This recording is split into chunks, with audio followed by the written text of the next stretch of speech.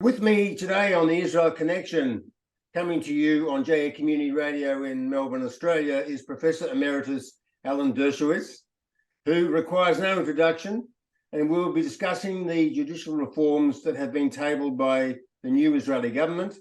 Welcome indeed to you, Professor Dershowitz. Thank you so much for having me. I love Australia. I've had some of my best times there, and I love the Jewish community in Australia. I've spoken to them on many occasions. And I really appreciate that you've invited me into your study today. It's really an honor indeed, even though it's only virtual. Now, you've said that the Israel Supreme Court should have its power constrained to not deal with political or economic issues.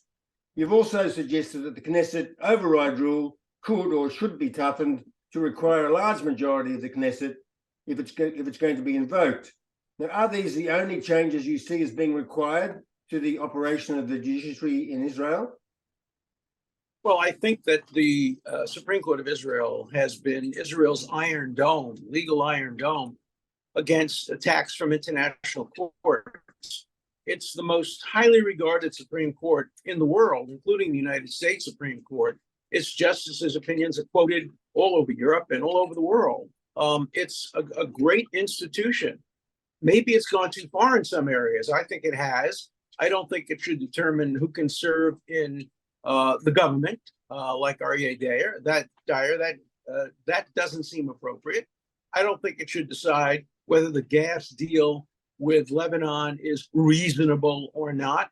I don't approve of it making decisions on political or economic grounds. My point is, and it only is this: when it comes to decisions on basic human rights, basic civil liberties, minority rights, due process, free speech, those areas are so sacrosanct that the Israeli Supreme Court should have the last word, and the Knesset should not be able to override it. Or if it does, it should be by a 2/3 vote or an 80% vote to make sure it's multi-partisan, not just a partisan attack on a particular decision of the Supreme Court. So I think there is room for compromise. But right now, both sides are engaged in extremism, and they're not willing to compromise. Both sides want everything, and that's not going to be a good result. The good result is to rationally compromise, to curtail some of the power of the Supreme Court, but keep it intact for the most important issues.